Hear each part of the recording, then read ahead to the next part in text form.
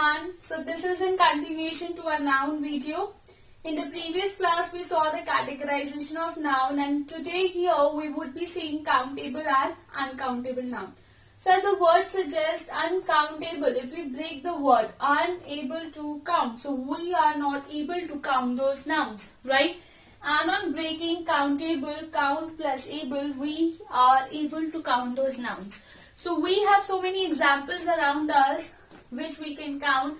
For example, this pens, markers, we can count, right? We can count books, we can count almirahs. So all these are countable nouns.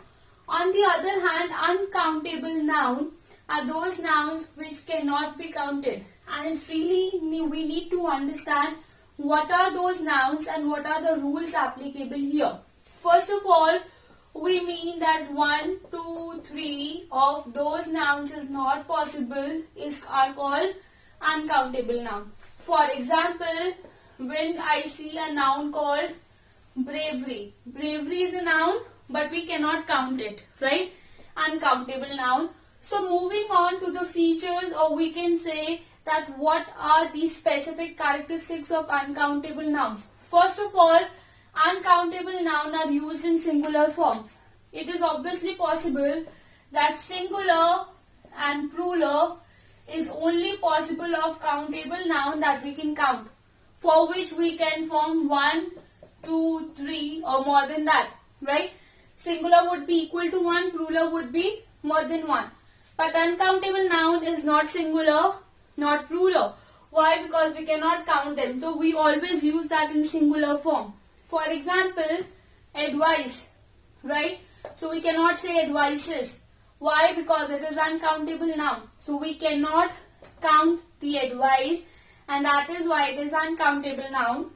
An indefinite article. We have two kinds of articles. Definite, that is the, and indefinite, a and an.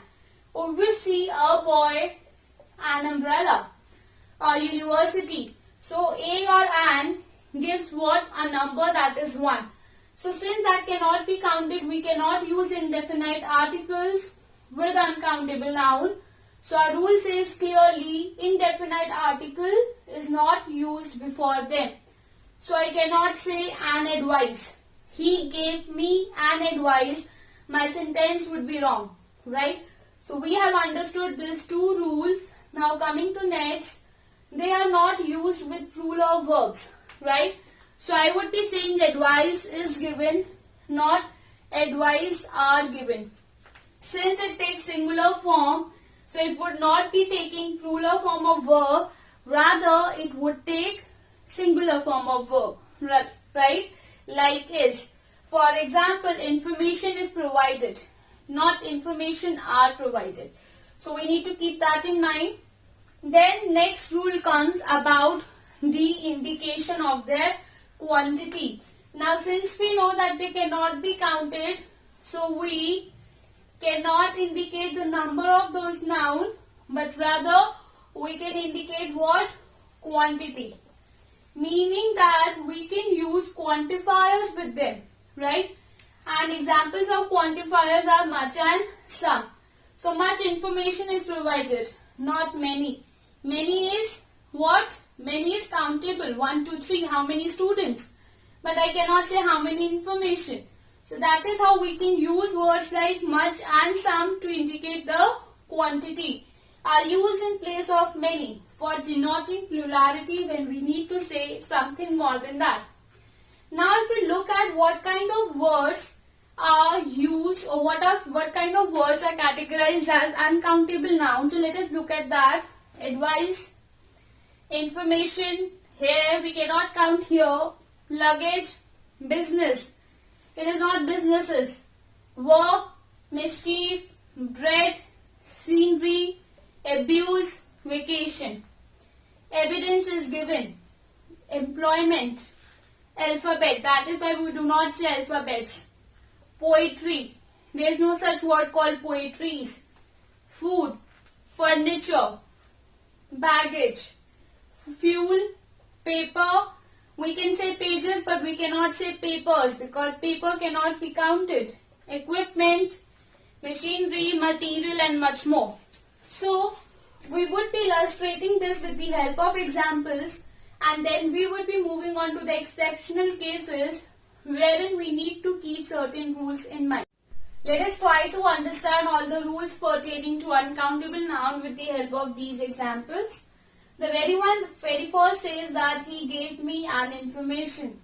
Remember, we studied the rule which says that indefinite article is not used with uncountable noun. So he gave me an information would be wrong. So I need to say he gave me information. Or I can say he gave me much information. And would not be used here. Or this sentence can also be written as information was given by him. Right? So here we have understood that with uncountable noun we use what form of verb? Singular form of verb. Moving on to the second example, he was punished for committing many mischiefs. We know that mischief is what? Uncountable noun. Now using the plural form is not possible. They are always used in singular form. So we would be using what? Mischief.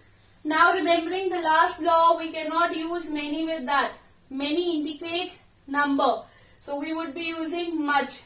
So my correct usage here would be much mischief. He was punished for committing much mischief, right? Moving on to our third example, young people dislike the advices of the elderly people, right? Young people dislike the advices. Now we know that plural form is not possible, so we would use here what? Advice. So our first rule was singular form is used. Second rule was what? Indefinite article is not used. Third rule was that we cannot substantiate plural verb with that. We need to give what? Singular form of verb.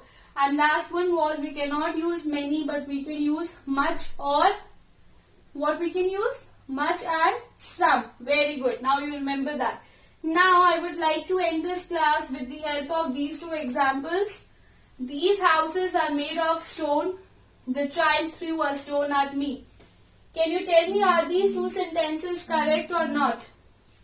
So if we see, these two sentences are correct, but the only difference is these houses are made of stone. Here stone is uncountable noun, because in structuring a house or many houses, so many stones are used that we cannot count them. So stone here is used as uncountable noun. So using made of stones is wrong. Right? You usually get this question in your exam. While we look at the second sentence, the child threw a stone at me. Here stone is used as what? Countable noun. So we have various rules, various exceptions regarding that also. So I am ending this class on this note, and in the next class we would be discussing some exceptional cases of uncountable noun. Thank you.